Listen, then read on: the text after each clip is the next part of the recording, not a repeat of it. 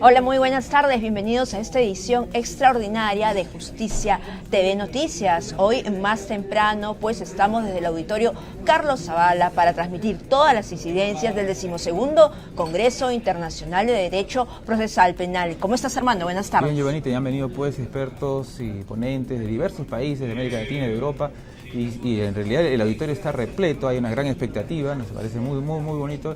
Y desde aquí vamos a empezar el noticiero de hoy día dándole la información y también compartiendo las últimas expectativas y conclusiones que se van a estar llegando en este evento internacional. Vamos ya con la información, Armando. Sí, nos vamos entonces con la primera, con la audiencia que se ha realizado hoy día al expresidente Alejandro Toledo.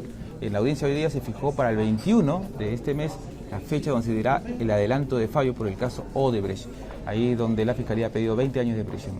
En esta oportunidad el expresidente hizo uso de la palabra en el último alegato previo a la sentencia. Escuchemos.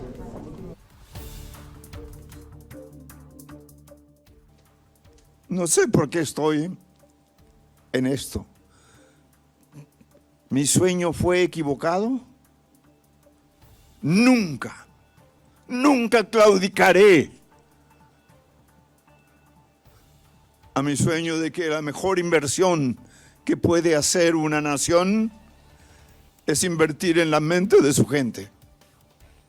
Con el rostro desencajado, el exmandatario Alejandro Toledo ofreció sus últimas declaraciones antes de la decisión del Poder Judicial, reiterando su inocencia y solicitando permanecer en libertad para poder fallecer en su hogar o recibir tratamiento. Tengo un cuadro de salud muy complicado. Tengo cáncer, tengo problemas en el corazón y en pocos meses voy a cumplir 80 años.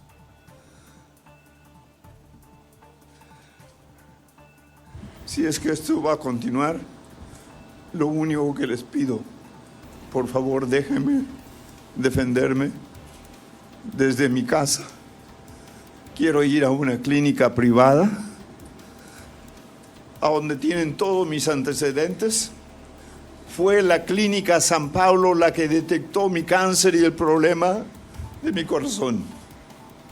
Desde el penal de Barbadillo, en Ate, Toledo Manrique rechazó nuevamente las acusaciones del Ministerio Público que lo implican en la supuesta corrupción relacionada con la licitación de la carretera interoceánica sur, tramos 2 y 3 vinculada a Odebrecht.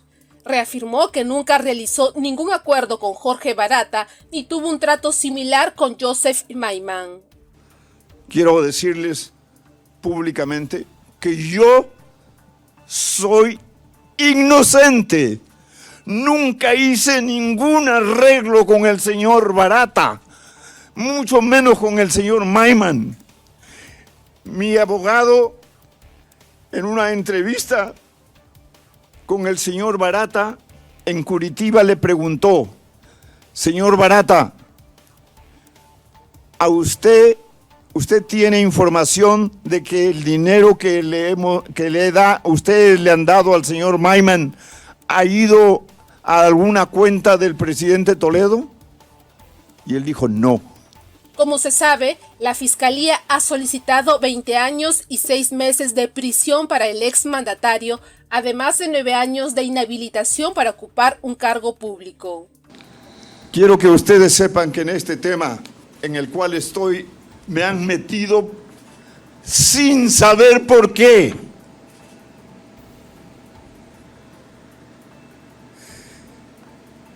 El señor Maiman hoy día sé que es un gángster a nivel internacional con corbata y avión propio.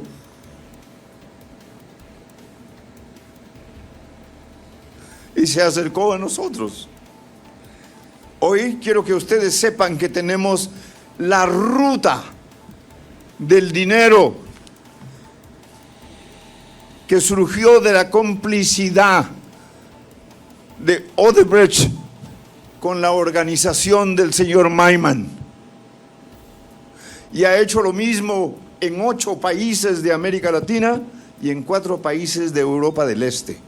En otra ocasión, También expresó su motivación por regresar al Perú para contribuir al bienestar de su país, centrándose en mejorar la nutrición, la salud y la educación, especialmente en las regiones más desfavorecidas, así como en sus políticas de crecimiento económico. Y he tratado de hacer eso.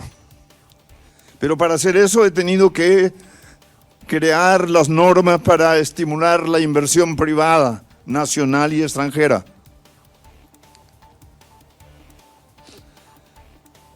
Hicimos el proyecto del gas de Camisea. Lo inauguramos. No fue una idea mía, ya estaba la idea, pero nosotros lo implementamos. Recibí la economía cuando el ministro de Economía de ese entonces, durante el gobierno del presidente Fujimori, el señor Hurtado Miller, inició su gestión diciendo que Dios nos ayude. La jueza Zaida Pérez, presidenta del segundo juzgado penal colegiado nacional, fijó para el lunes 21 de octubre a las 2 de la tarde la lectura de una parte de la sentencia en el caso contra Alejandro Toledo, quien cumple prisión preventiva en el penal de Barbadillo. Esta diligencia se realiza luego de que el tribunal evaluara toda la evidencia presentada y los argumentos de las partes. Ahí están los resultados, señores dignos jueces, juezas. Les pido que miren los resultados oficiales. Que la historia me juzgue. No voy a entrar más en detalle. Pero quiero... Gracias por seguir acompañándonos en Justicia TV Noticias. Nosotros desde el auditorio Carlos Zavala, donde se desarrolla el 12º Congreso de Derecho Procesal Penal, y justamente para que nos dé luces sobre cómo se lleva este proceso en otros países, específicamente en Panamá, nos acompaña en este momento el doctor Gustavo Romero Duque, a quien le doy la más cordial bienvenida, por supuesto. Él es juez de garantía del Segundo Circuito Judicial de Panamá. ¿Cuáles son las expectativas en este Congreso aquí en Perú? Bueno, gracias primeramente por la oportunidad. La expectativa es poder tomar información de acá, transmitirla en Panamá para ver las bondades del Perú, cómo pueden incidir en la realidad panameña, ¿no? Nosotros a nivel del procedimiento hemos tenido muchas ventajas, sobre todo en la agilización de los procesos. Te pongo, por ejemplo, yo en mi vida profesional, en la práctica, me tocó defender personas que después que cerraba el periodo de investigación estaban sentados en una cárcel simplemente esperando 4 años a hacer un juicio, después de haber terminado la fase de investigación, ¿no? Y esto, muchas de esas personas de pronto quedaban exoneradas de responsabilidades. ¿Quién le devolvía ese tiempo? Claro, y en detrimento para todos, en realidad, para todo un sistema, en especial para la persona que espera una condena. Por supuesto, y no solamente eso, la persona quedaba en libertad de pronto, porque tenía un veredicto de no culpabilidad, pero ya había desintegrado una familia, ya lo habías estigmatizado, ya la sociedad no lo veía igual, no había una reparación a su imagen. Por ejemplo, una publicación, agarraban a alguien y decía, agarramos al asesino o agarramos al traficante, pero cuando la persona quedaba exonerada no había nada que dijera no, la persona quedó exonerada, ¿no? Entonces la agilidad lo que ha sido pues un factor favorable, igual la publicidad y la transparencia de las actuaciones, que eso es algo que a nivel regional pues nadie ha discutido, nadie ha estado en desacuerdo con la publicidad y la transparencia de las actuaciones. Evidentemente tenemos situaciones para mejorar. Te puedo adelantar dos. Los métodos alternativos de resolución de conflictos en Panamá. Hay una cierta resistencia en tanto a los fiscales y los defensores para la aplicación. ¿Por qué? Porque hay fiscales que no quieren hacer una real negociación y hay defensores que prácticamente esperan que el Estado termine disculpándose con el procesado en un acuerdo, y esto pues hace que se tranquen las negociaciones. Eso es, digamos, en el marco de una posible conciliación. Sí, claro, por supuesto, sobre todo lo que conocemos como acuerdos de pena, ¿no? Nosotros, hay países que tienen acuerdos, el preacuerdo, nosotros no tenemos preacuerdo. Tenemos que mejorar la figura del acuerdo de pena en Panamá. ¿Por qué? Porque deja por fuera a la víctima. Si en el proceso penal tienes la opción de aspirar a un resarcimiento económico, dentro del proceso penal, si el fiscal y el defensor se van por el acuerdo de pena, quedas excluido porque no participas del acuerdo. ¿Y cuál es la tesis? Que la víctima no tiene por qué negociar la pena que el acusado o imputado se va a someter. Esos son temas que hay que corregir. En Panamá se está hablando de la posibilidad de excluir los acuerdos de pena de los delitos sexuales. Mi opinión personal, excluir los acuerdos de pena de los delitos sexuales va a generar un mayor número de impunidad en este tipo de delitos. Claro, porque hay, digamos, delitos, todos los delitos son graves, pero hay delitos y delitos también, ¿no? Un tema de abuso sexual, un tema donde tengan que ver menores de edad, un tema donde tengan que ver personas más vulnerables, pues es un tratamiento diferente. Por supuesto, y te digo, la gente, sobre todo mis estudiantes de la universidad me dicen, profesor, pero ¿por qué cree que generaría más impunidad? Porque hay casos que están un poco débiles, o hay casos donde menor edad, las madres de estos menores dicen, no vamos a participar, no voy a llevar a mi hija a ninguna revisión médica. Son casos que al fin, o no voy a participar del proceso, son casos que se van a caer. Pero hay las opciones con los acuerdos de pena, cuando se ofrecen, la persona los acepta y hay una consecuencia penal. De pronto no es la que espera la sociedad, pero hay una consecuencia y una sanción penal. Pero al eliminar esta figura de los acuerdos de pena, en estos casos donde no hay una participación, no hay un interés de la víctima, pues va a generar impunidad porque hay una persona que ha cometido un delito y va a seguir transitando libremente en las calles como si no hubiera ocurrido nada. Sin embargo, en todos estos procesos penales, finalmente, ¿no? El génesis de todo eso es la investigación policial, ¿no es cierto? Sí. Entonces, ¿cuáles son esas reformas, esas contrarreformas que podría, digamos, diagnosticarse en este momento en aras de una mejoría?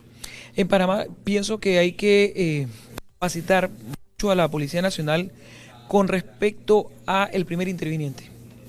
Porque es una realidad, en la mayoría de las escenas de delito el primero que llega es la policía. Claro. Entonces tiene que dársele mayor capacitación, estar en constante preparación sobre cómo iniciar una cadena de custodia. ¿Quién es el que va a obtener el elemento? ¿Cómo va a abrir la cadena de custodia? ¿Cómo lo va a introducir en un juicio? ¿Y cómo se está desarrollando eso en ese momento en Panamá? Llega la unidad policial, obtiene, por ejemplo, una evidencia, pero ¿qué problema tenemos? Todo el mundo quiere entrar a la escena. Entonces, todo se contamina. Una persona que venga de afuera con una hebra de cabello que lleva en la suela del zapato, ya lo pone allí, lo encuentran ahí, analizan, hay un ADN, buscan a una persona que no ha estado siquiera en el lugar. Pero tenemos la virtud de que la policía sigue directrices exclusivas del Ministerio Público. No es como lo que estaba viendo aquí las posibles reformas acá, de que tienen una investigación independiente o que el fiscal los asesora jurídicamente. No, en Panamá tenemos la virtud de que el fiscal preside la investigación y los brazos auxiliares, Policía Nacional o Policía Judicial, siguen las instrucciones precisas del fiscal. Perfecto, porque si no, en realidad la escena quedaría totalmente contaminada, como claro. Se me dice, ¿no es cierto? Y por eso muchas veces pues los inculpados pueden esperar años o meses, en el mejor de los casos, por decirlo de alguna manera, y pueden resultar pues excluidos de un proceso penal. Sí, y en opinión personal, con lo que hablábamos de la investigación, soy de la consideración que esa orquesta, por decirlo de manera analógica, que se llama investigación, solamente puede tener un presidente. No puede tener varias cabezas o varios directores autónomos llevando la investigación por un lado sin rendirle cuentas a otro. Todos los que estamos en este ámbito tenemos que rendirle cuentas a alguien. ¿Cuál es el diagnóstico de la criminalidad en Panamá? Por ejemplo, debe haber escuchado que nuestro país atraviesa por una situación bastante crítica en ese sentido, ¿no? Actualmente, ¿cuál es el diagnóstico en su país, diría usted? Hay mucha delincuencia, sobre todo el tema de drogas. Ahora mismo el Ministerio Público con la Policía Nacional está desarrollando un número plural de operativos.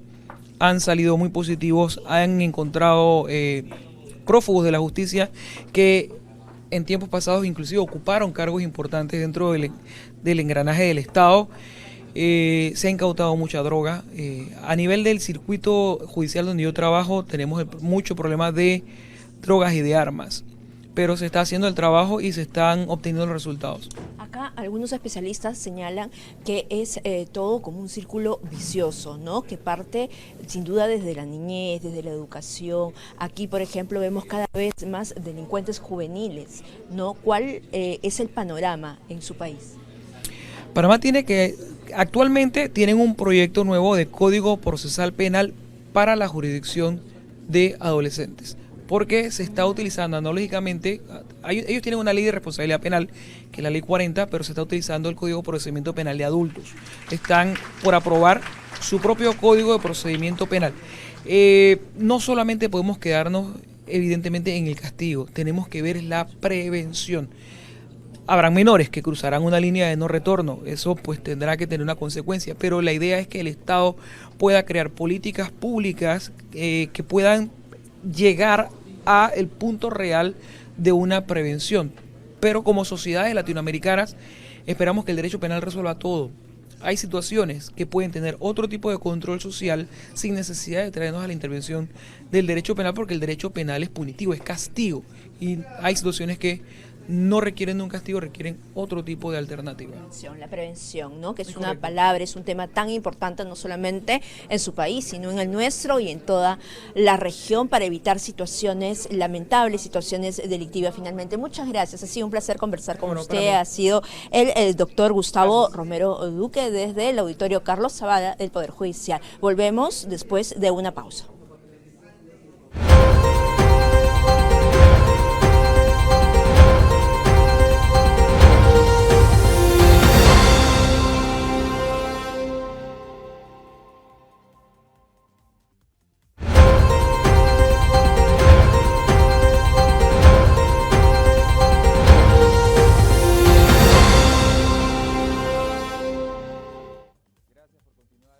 Hoy nos encontramos aquí en el Congreso Internacional de Derecho Procesal Penal y me acompaña la doctora Ana Salés de la Corte de Lambayeque, ¿no, doctora? Así es, de la Corte Superior de Justicia de Lambayeque. Perfecto, con la doctora vamos a estar en unos minutos en la entrevista, pero antes, doctora, me quisiera que nos acompañe. Vamos a presentar una nota, no sé si usted ha visto hace poco esta banda que entró a un hospital con granadas, ¿no? Sí, un hecho bastante notable y de mucha preocupación para la judicatura y para la seguridad jurídica. Bueno, ahora presenta que el Poder Judicial ha dictado 9 meses de prisión preventiva. ¿Me acompaña a ver la nota? Sí, claro, por supuesto. Veamos la nota.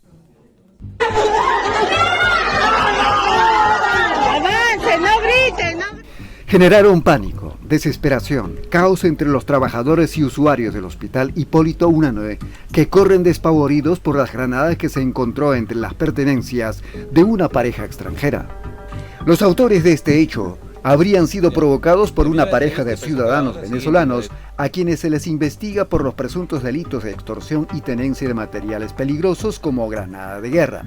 Ante ello, la Corte Superior de Justicia de Lima decidió dictar 9 meses de prisión preventiva contra Leisbert da Santiago Durán y Greika Restrepo Botín. Por estas consideraciones, cumpliéndose los presupuestos del artículo 6.8 del Código Procesal Penal, la casación 626-2013 Moquegua, se resuelve declarar fundado el requerimiento de prisión preventiva en los seguidos contra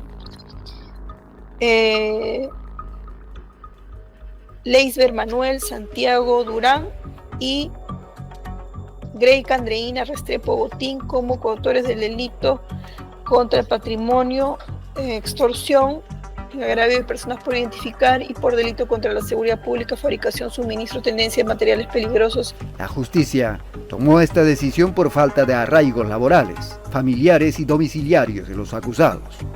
La captura ocurrió tras un incidente en el que fueron embestidos por un patrullero policial en el Agustino, luego de ser trasladados al hospital Hipólito Unanue.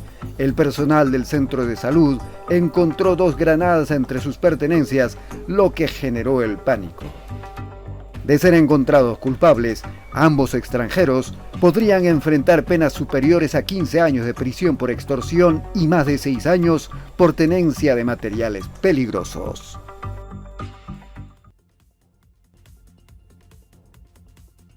Esta situación que se genera por la inseguridad ciudadana y dentro de estos procesos penales que ya, al final ellos, como todas las personas, llegan a impugnar, porque ahorita el Poder Judicial le ha dictado 9 meses de prisión preventiva, seguramente ellos van a impugnar. Y usted justamente ha visto un tema de impugnaciones en este evento. Nos cuentan cuántos avances se ha dado en este aspecto.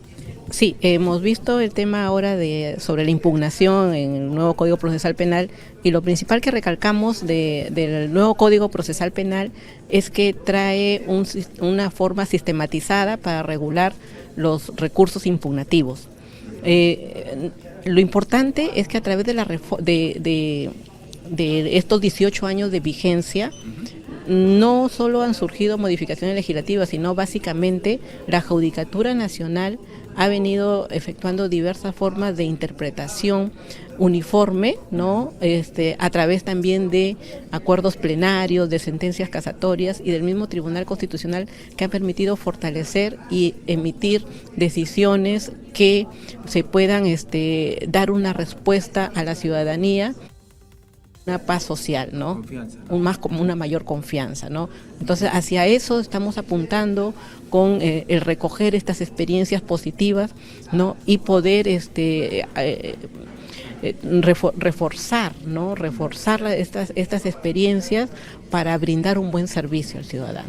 Lo que se importa llaman apelaciones, que sea rápido, pero también me imagino que uno de los problemas es que a veces también viene por parte de algunos abogados, entrampan los procesos. Sí, pero el Código Procesal Penal nos da los mecanismos rápidos y ágiles para poder resolver y poder dilucidar esos entrampamientos, o sea, para poder evitar esos entrampamientos. En la medida en que nosotros dictemos la resolución en el menor tiempo posible y de manera oral, conforme lo establece la norma, nosotros vamos a poder dar una respuesta eficaz y rápida al ciudadano. Se ha dado ahora último algunos proyectos de ley en el Congreso. ¿Cómo lo ven ustedes, los magistrados del interior del país? Con suma preocupación. Específicamente nosotros, en cuanto a el tema que ahora he tratado de la impugnación, por ejemplo, nos llama la atención el hecho que se está generando una puerta abierta para ampliar el plazo de recusación a los jueces, ¿no? Que pueden ser recusados hasta antes de realizada la audiencia de vista de la causa, por ejemplo, ¿no? Lo que implica dilaciones al proceso, ¿no? Luego el auto de enjuiciamiento, que puede ser apelado porque se afecta la imputación necesaria, cuando la imputación necesaria puede ser corregida a nivel de investigación preparatoria o por el mismo juez de juzgamiento, ¿no? Entonces, eso va a generar dilación en la etapa intermedia, dilación en el juicio oral y sobrecarga de las impugnaciones, ¿no? En el caso que usted comentaba primero, esta recusación, ¿no?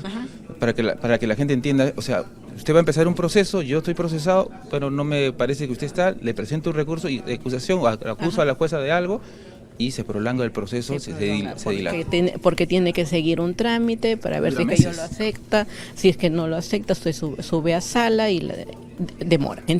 Eso sí es un entrampamiento y que necesariamente considero que se tiene que corregir a nivel legislativo o en todo caso mediante normas de interpretación que nosotros demos para favorecer la celeridad procesal, ¿no? Y en estos casos, por ejemplo, en esta banda que ha utilizado entrar con granadas, pueden utilizar esos argumentos para luego salir porque no tienen sentencia u otros argumentos, ¿no? Claro, aunque en cuanto a la apelación, ellos de su prisión preventiva no les va a convenir que demore, ¿no? Porque obviamente están en prisión. Lo que sí es respecto de otros casos, ¿no? En los que a la parte no le convenga de que se lleve a cabo la audiencia, entonces ahí van a generar dilaciones. Sí. Tenemos entendido que el Poder Judicial va a emitir un pronunciamiento en estos días, el próximo viernes, y ahí se tocarán esto y otros temas, me imagino. Sí, y otro punto también muy importante que ha tocado es a la Corte Suprema, ¿no? Porque a la Corte Suprema le está ampliando los supuestos para que ellos conozcan en casación, cuando normalmente es un recurso extraordinario, excepcional, ahora lo están convirtiendo en un recurso ordinario en una tercera instancia, ¿no? Le están limitando sus facultades para que ellos puedan efectuar control de admisibilidad del recurso. Entonces, una serie de limitaciones que ya afectan la independencia judicial, ¿no? Sí, bueno, momentos difíciles, ¿eh? Momentos difíciles, pero que exigen de nosotros los jueces actuar con la mesura, con la serenidad y la solvencia necesaria para poder afrontarlos y poder emitir respuestas dentro del marco de la Constitución. Perfecto. Le agradezco mucho, doctora. Sé que usted viene de Chiclayo, estará extrañando la comida y se come muy bien. Sí, definitivamente, pero Lima no se queda atrás, también tiene lo suyo. Le agradezco mucho y le dejamos con una nota que es preocupante también, porque un grupo Terna estuvo en un operativo, lamentablemente un operativo de drogas, y estas personas involucradas atacaron a los grupos Terna, han sido detenidas más de una decena de personas y serán procesadas por estos hechos lamentables. Veamos la nota. A pedradas, palos y cuanto objeto encontraron a su paso, Estos sujetos agreden brutalmente a 8 efectivos del grupo Terna hasta dejarlos inconscientes. El hecho ocurrió en la zona de Manzanilla, cercado de Lima, en la intervención a microcomercializadores de droga. Producto de este indignante hecho, la policía detuvo a 11 implicados tras el violento enfrentamiento con agentes del grupo Terna en esta vivienda del cercado de Lima, donde se presume se realizaba microcomercialización de drogas. Uno de ellos, identificado como William Chancallauri, quien habría desarmado a uno de los agentes mientras otro individuo de apellido Chayo habría apuñalado a un policía por la espalda. Estos sujetos serían integrantes de la banda criminal Los Desalmados de Manzanilla. Por eso te estoy preguntando, ¿Petó echó el combustible o no? Sí, claro, una botella chiquita el matirón. Durante el ataque, uno de los sujetos de apellido Chancallauri habría intentado disparar el arma que le arrebató al agente. Posteriormente, fue identificado como el responsable de rociar gasolina en el inmueble con la intención de incendiarlo y expulsar a los agentes. Los 5 efectivos auxiliares agentes están hospitalizados, uno ha sido de alta de hoy, 2 han sido operados, uno ha sido operado de ayer, hoy día va a ser operado a uno efectivo, el mismo que tiene herida pulso cortante con arma blanca en la espalda, ¿no? Diversos, así también con el cuero cabelludo. Los detenidos fueron puestos a disposición de la Fiscalía y serán procesados por los delitos de robo agravado e intento de homicidio. Además, las autoridades investigarán a los implicados por el delito contra la vida, cuerpo y la salud, así como por lesiones graves en flagrancia. Como hemos visto en esta nota, se ha atacado a miembros de la Policía Nacional, lo han hecho lamentable, y justamente en este Congreso Internacional de Derecho Procesal Penal no solamente se ve el trabajo de los jueces, sino también esa interacción que tiene que ver con nuestra Policía Nacional. Hoy les hemos preparado una nota sobre la inauguración del encuentro aquí en el Auditorio Zavala. Veamos. Brindando una respuesta efectiva a la ciudadanía que pide acciones frente al flagelo de la delincuencia, el Poder Judicial inauguró el 12º Congreso Internacional de Derecho Procesal Penal, Reformas y Contrarreformas, y el nuevo rol de la Policía Nacional del Perú a los 18 años de su implementación. Conscientes de analizar los efectos de nuestra reforma procesal para enfrentar la criminalidad organizada, la violencia contra las mujeres e inseguridad ciudadana, nos embarcamos en esta aventura de llevar adelante este Congreso. Con la presencia de presidentes y presidentas de las Cortes Superiores, jueces y juezas penales, administradores y administradoras de los módulos penales y personal de los actores de justicia, se dio inicio a este espacio de debate, donde se verán los desafíos que implican los 18 años de implementación del Código Procesal Penal, pero también se evaluará la respuesta que necesita la ciudadanía en los procesos penales. Porque aún no logramos la confianza ciudadana, porque aún hay un resentimiento ciudadano sobre la actividad que realizamos en el ámbito penal. Tenemos que partir por reconocer ello, para que a partir de ahí, reconociendo nuestras falencias, podamos superar todas las dificultades en el proceso. Puede llevarse a cabo una verdadera reforma,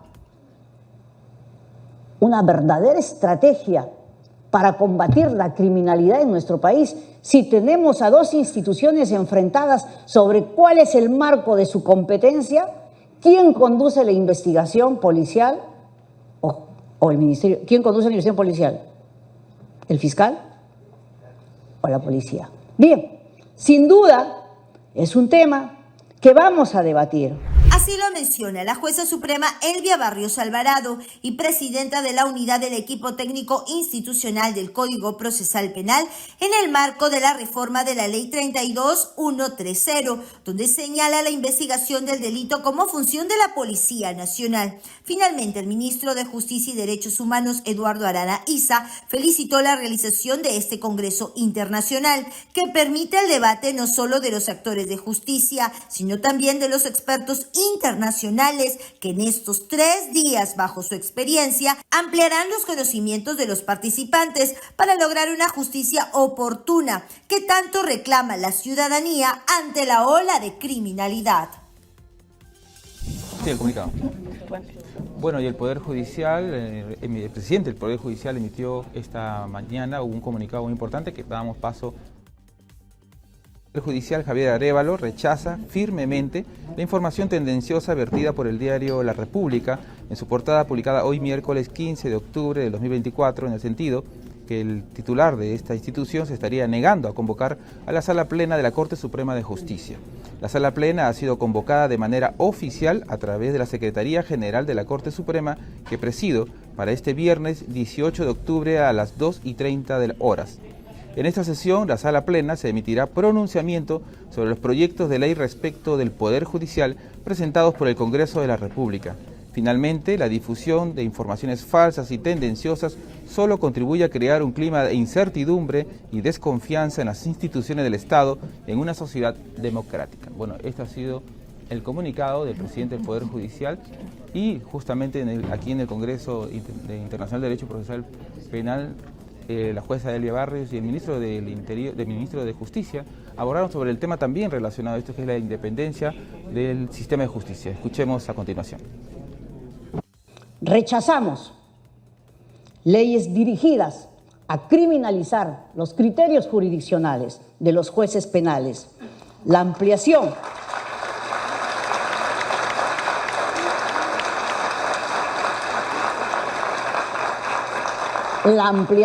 del delito de prevaricato y otras normas que se encuentran en proyecto de ley contravienen la Constitución y afectan severamente la independencia judicial. Y ahí estaremos los jueces, unidos con el compromiso de defender la independencia. Estas fueron las palabras de la jueza suprema Elvia Barrios Alvarado, integrante del Consejo Ejecutivo del Poder Judicial y presidenta de la unidad del equipo técnico institucional del Código Procesal Penal, quien reafirmó la independencia de los jueces y de este poder del Estado ante la coyuntura que se vive en el país. Quien también respaldó la independencia judicial fue el ministro de Justicia y Derechos Humanos al referirse a la moción del legislativo que pide al Ejecutivo y a los actores de justicia un proyecto de ley integral de reforma del sistema de justicia y penitenciaría en 20 días. Desconocer el trabajo que cotidianamente se realiza, desconocer la tarea tan importante que realizan el Poder Judicial y en el Ministerio Público y en general también los abogados y quienes desde el Ministerio de Justicia como gobierno sabemos la importancia, pero también lo que implica esta tarea de reforma, es desconocer el esfuerzo que estamos haciendo. El ministro continuó reconociendo la independencia judicial. Toda reforma del sistema de justicia debe hacerse respetando la independencia y autonomía de los órganos constitucionales y de cada uno de los operadores del sistema de justicia. Estas fueron las expresiones de las autoridades de justicia en la inauguración del 12º Congreso Internacional de Derecho Procesal Penal.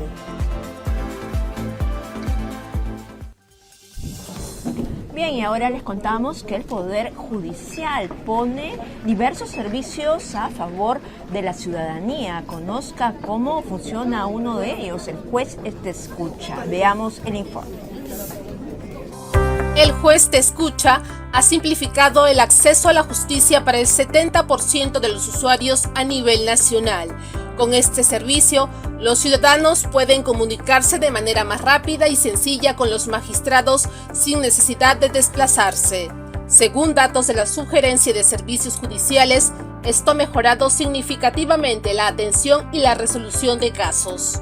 Nosotros estamos en un margen a nivel nacional y un 68-70%, ¿no?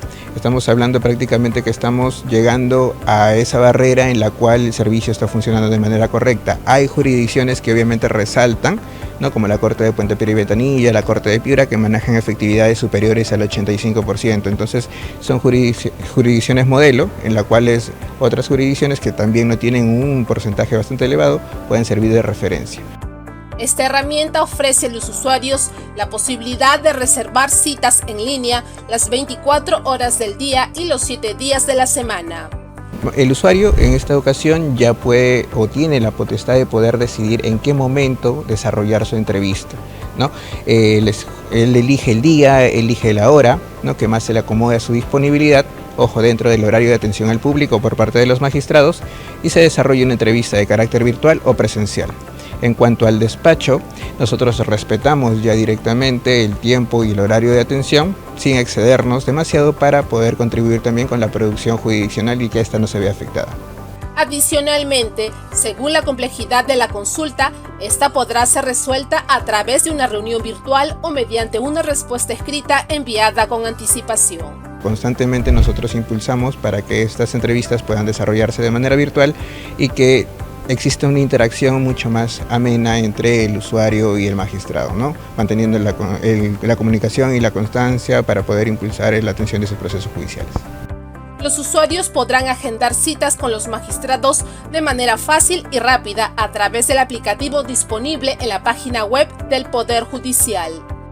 Este servicio, disponible en la mayoría de los órganos jurisdiccionales, excepto los especializados en materia penal, facilita el acceso a la justicia y agiliza los trámites, garantizando una atención más transparente al usuario.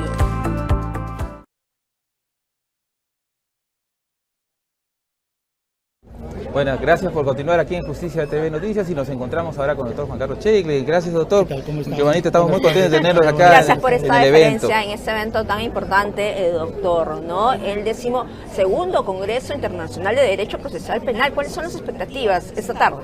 Bueno, son 18 años de vigencia del Código Procesal Penal, con sus cambios, con sus idas y venidas, y el Congreso de hoy que reúne jueces, he visto personal policial, he visto también defensores públicos, ¿no?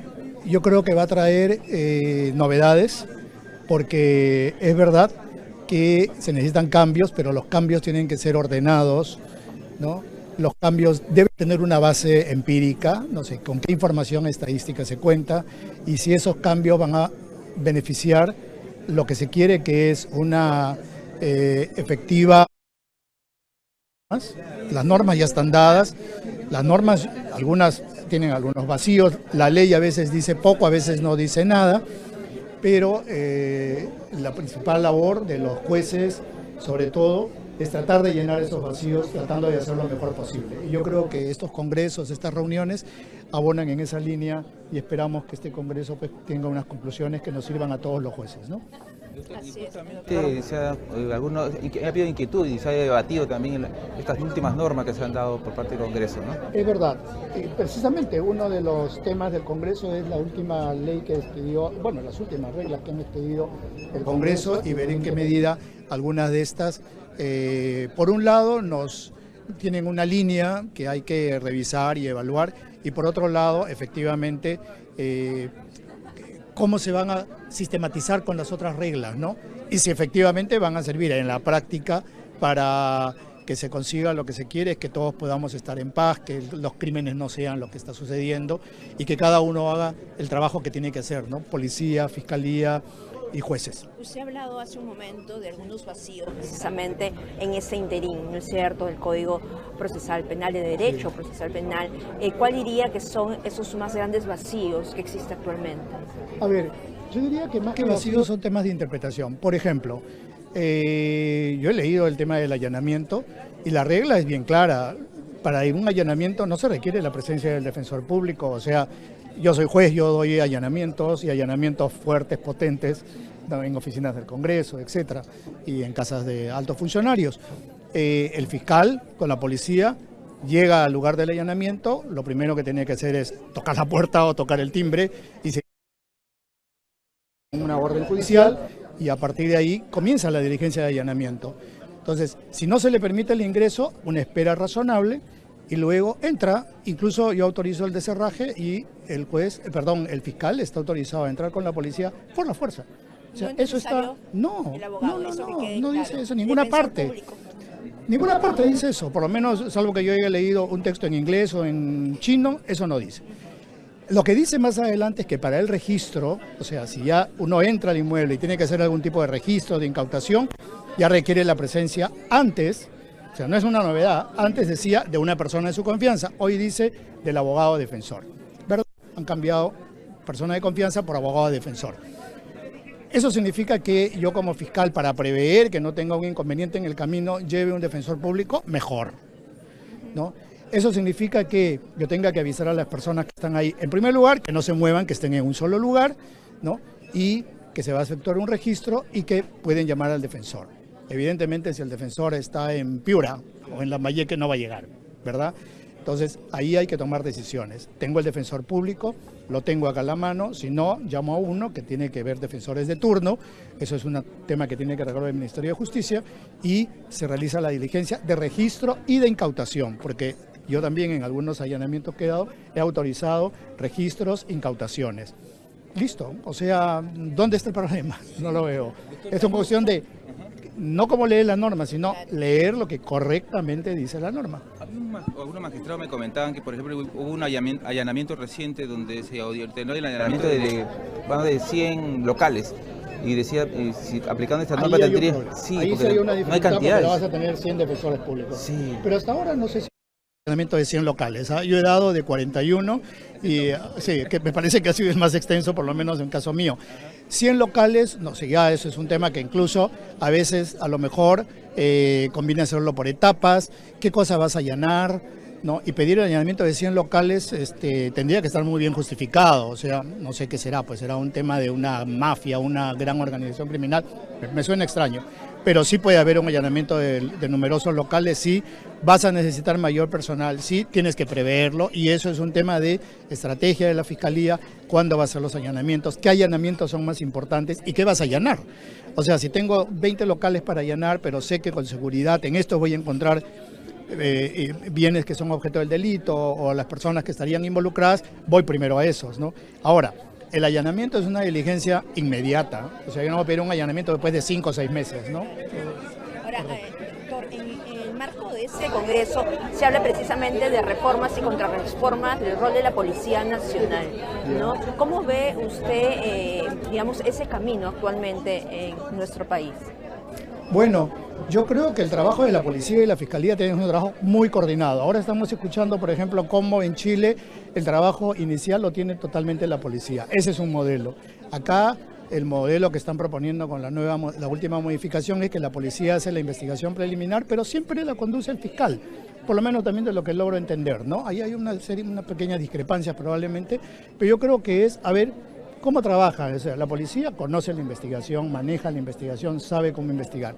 Ahora, no hay también una policía estrictamente de investigación como lo había antes. Entonces ahí también la policía tiene, yo creo, que establecer una policía estrictamente de investigación, ¿no? Doctor, y en medio... pero al final el juez es el que decide, ¿eh? Claro. Finalmente, claro está, por supuesto.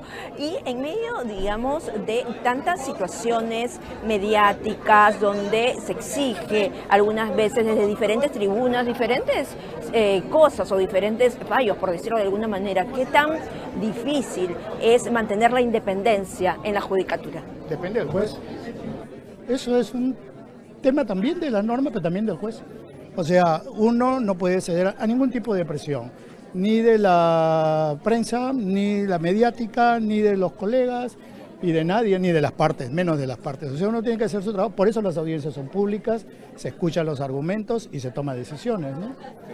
Perfecto. Ok, de nada. Antes de despedirnos, de repente un mensaje para la población, ¿no? Porque siempre les gusta o se sienten, digamos, de alguna manera, ¿no?, tranquilos al escuchar a las autoridades y además a los magistrados, que son ellos los encargados de impartir justicia en nuestro país. Bueno, yo les podría decir que como en todas partes hay de todo. Entonces hay que confiar en los jueces, en el trabajo que realizan.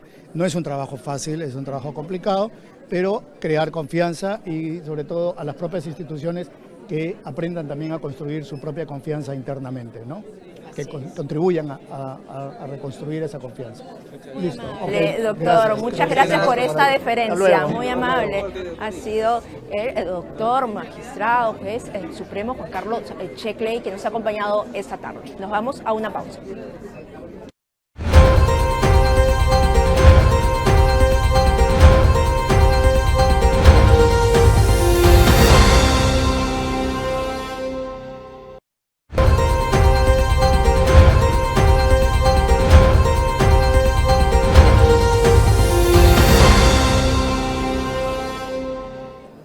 Continuamos aquí en Justicia TV en el Congreso Internacional de Derecho Procesal Penal, aquí del Auditorio Carlos Zavala, y me encuentro con el juez Alfredo Araya de Costa Rica, doctor. Un gusto, muy buenas tardes a todos y a todas y muchas gracias por la oportunidad.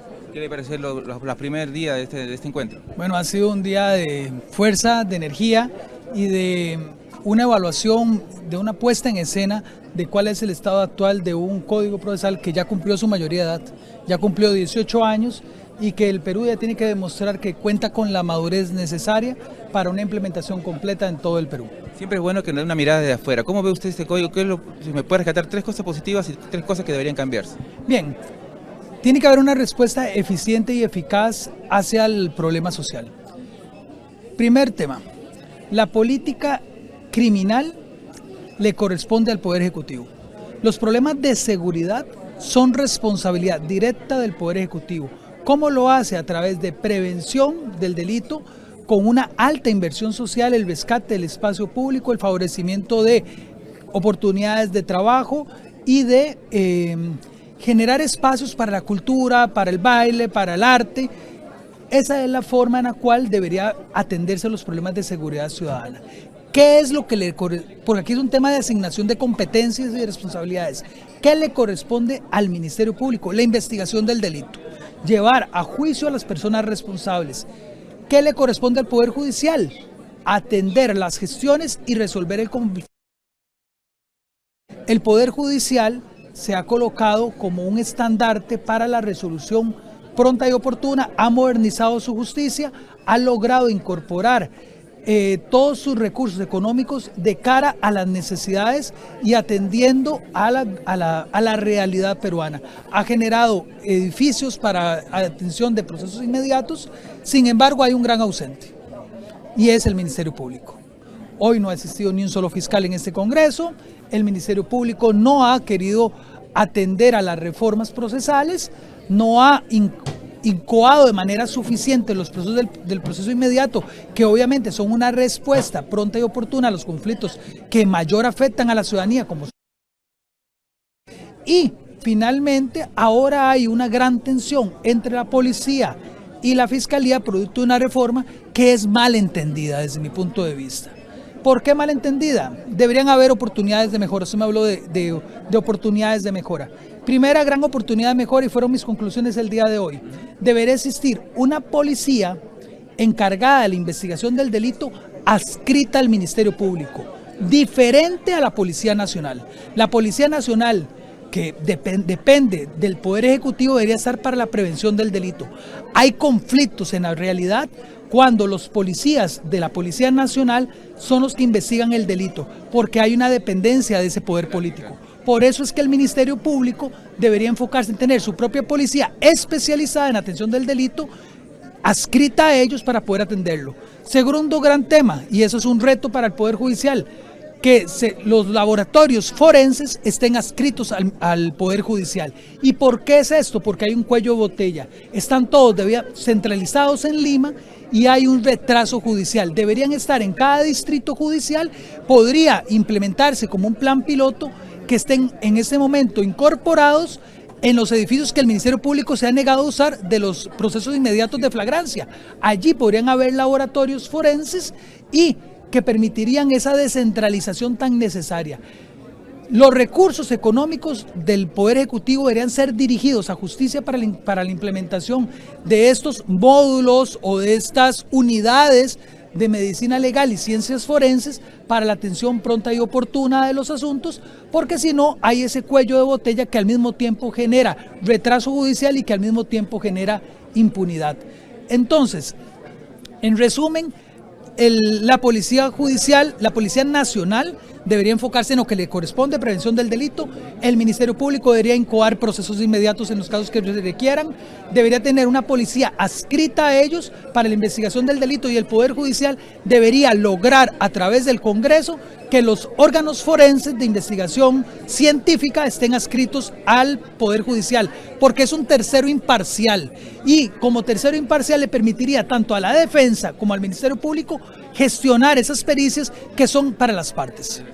En realidad es un diagnóstico que muchos a veces, como usted dice, desde verlo de afuera es otra óptica, y por ejemplo lo que usted tocaba, ¿no? Es preocupante que a veces en los ministerios públicos no ocupe los ambientes de la unidad de flagrancia, que es algo que está dando resultados, pero es como que no puede caminar si no están todos los actores. Sí, definitivamente cuando se pensó, si usted ve en el dibujo del proceso inmediato o del proceso de flagrancia, de las unidades de flagrancia, tiene 4 componentes: Poder Judicial, Defensa, Ministerio Público y Policía. ¿Quién es nuevamente el gran ausente? El Ministerio Público. Bueno, tendría que justificar razonablemente por qué es que tiene esa resistencia. Lo que pasa es que en las oportunidades que hay, como el día de hoy en un congreso, inasiste. Y su evidencia también determina estadísticamente que no lo está haciendo. Entonces, ¿qué es el llamado? Primero que todo, a poner las barbas en remojo de qué es lo que se está haciendo. Si realmente, perdónenle la frase que voy a utilizar, pero es muy común, y este canal también debe ser para toda la gente. De siempre decimos, en río revuelto, ganancia de pescadores. Pero en río revuelto, en un conflicto entre Ministerio Público y Policía Nacional, la ganancia es de los delincuentes. Y eso es una alerta gravísima.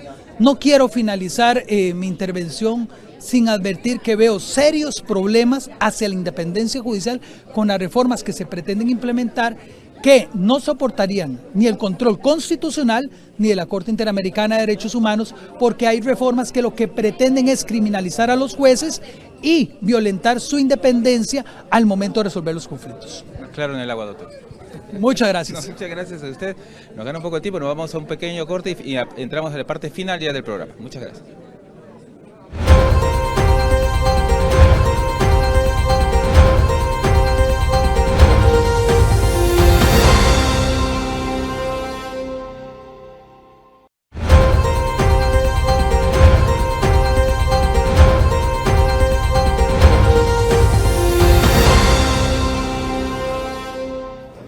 Gracias por seguir acompañándonos en Justicia TV Noticias. Nosotros aquí desde el auditorio Carlos Zavala nos acompaña en este momento el doctor Enic Campos, magistrado de la Corte Superior de Ancash, a quien le damos la más cordial bienvenida. Muy buenas tardes. Muchas gracias. La verdad que para mí es un gusto estar aquí en este 12º Congreso Internacional de Derecho Procesal Penal sobre las reformas y contrarreformas a propósito de las facultades que ahora se le otorga a la Policía Nacional para la investigación preliminar. ¿Cuáles son las expectativas desde su perspectiva, digamos, en este Congreso? Yo creo que es importante porque nosotros los magistrados que diariamente impartimos justicia a los diferentes órganos jurisdiccionales de nuestro país, es importante que nos capacitemos para poder saber el marco normativo en la cual en estos momentos está vigente como derecho, en este caso procesal penal positivo. Y es importante porque nos sirve de instrumento del perfeccionamiento, la capacitación, en los casos concretos nosotros podamos resolver conforme corresponde y así evitar denuncias, evitar por supuesto algún procedimiento de carácter administrativo, porque como magistrados tenemos que hacer cumplir la ley, pero también la Constitución y los tratados internacionales relativos a los derechos humanos. Doctor, usted es un juez que, por ejemplo, en su caso usted ha juzgado incluso a Abimael Guzmán. ¿Cómo ve este tipo de cambios en las leyes que se están dando y que están generando cierta controversia? Bueno, nosotros los magistrados la verdad que estamos muy preocupados porque durante estas últimas semanas se han emitido una serie de disposiciones mediante el cual de alguna u otra manera trastoca el ordenamiento jurídico constitucional. Es por ello que algunos magistrados están recurriendo al control constitucional, al control difuso, que permite que en lugar de preferir la norma, preferimos la supremacía de la Constitución. Por ejemplo, para los casos de criminalidad organizada, o ahora que el Congreso de la República ha aprobado en primera votación la criminalización de la conducta a propósito de una presunta conducta de prevaricato que podrían cometer los jueces de la República, lo cual ciertamente es muy importante, porque nosotros consideramos que lo más importante que tiene un magistrado, su patrimonio más importante es la independencia y su autonomía en la toma de decisiones para poder imponer, para poder resolver un caso determinado, como por ejemplo un requerimiento de prisión preventiva, una sentencia. Y si a esa garantía procesal se trastoca, yo creo que el último reducto de la democracia y de las garantías constitucionales, que es el magistrado, yo creo que la población no debería dormir tranquila, sino hay que preocuparse. Lo que dice en realidad el tema de la independencia, preservar la independencia pues desde la Judicatura Nacional. Justamente en el marco de este Congreso se hablaba también de las reformas y contrarreformas del rol de la Policía Nacional. ¿Cuál es, digamos, su perspectiva con respecto a este tema? Nosotros estamos también un poco preocupados por la dación de este nuevo marco normativo que ha sido publicado en el Diario Oficial El Peruano el pasado jueves 10 de octubre, mediante el cual se le otorga facultades a la policía y prácticamente se convierte en el director de la investigación material, en la investigación preliminar, porque se le otorga, digamos, demasiadas facultades para poder investigar. No estamos en desacuerdo que la policía es importante la investigación porque actúa como pesquisa dentro de una investigación penal en cualquiera de las modalidades de la delincuencia, pero siempre es importante que una persona que ha estudiado derecho, que es el técnico en derecho, como es el representante del Ministerio Público, por lo menos conduzca, dirija la investigación para que le dé las pautas a la policía. ¿Para qué? Para que no se violen garantías procesales, para que no se irrespeten derechos fundamentales y sobre todo que de alguna manera se respeten los principios constitucionales y convencionales. Porque la pregunta ¿es posible que en un proceso penal se descubra la verdad? Sí, es importante, sí, pero la verdad no se puede, digamos, descubrir a toda costa. Hay que respetar derechos humanos.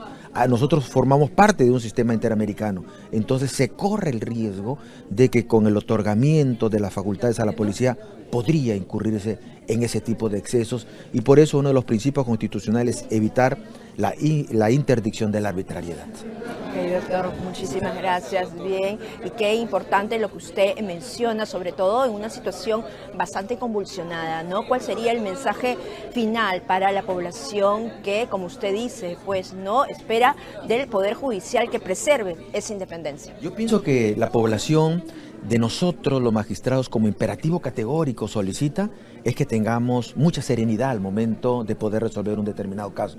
¿Por qué? Porque sobre todo los jueces penales está de por medio la vida, la libertad, la dignidad, el honor de las personas. Entonces necesitamos mucha serenidad, pero necesitamos un buen marco normativo para poder impartir justicia conforme corresponde. Porque conforme les decía, el último reducto de la democracia son los jueces. Y si los jueces de alguna otra manera se les ata de manos criminalizando su conducta para el momento de resolver, creo que estamos creando o retornando a procesos o a sistemas procesales inquisitivos en la cual el juez solamente va a tener que resolver con la privación de la libertad o con penas efectivas.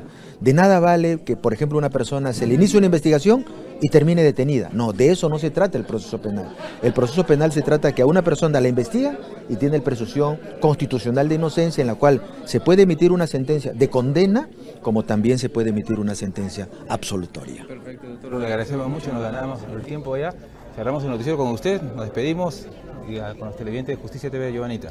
Sí, muchas gracias por habernos acompañado. Con ustedes será hasta el día de mañana en esta edición extraordinaria desde el auditorio Carlos Zavala, porque el Congreso continúa. Tenemos para 2 días más donde van a estar especialistas nacionales e internacionales, además representantes de la Judicatura Nacional. Muy amable, con ustedes será hasta el día de mañana. Nos encontramos los dos y si no, el doctor viene de refuerzo.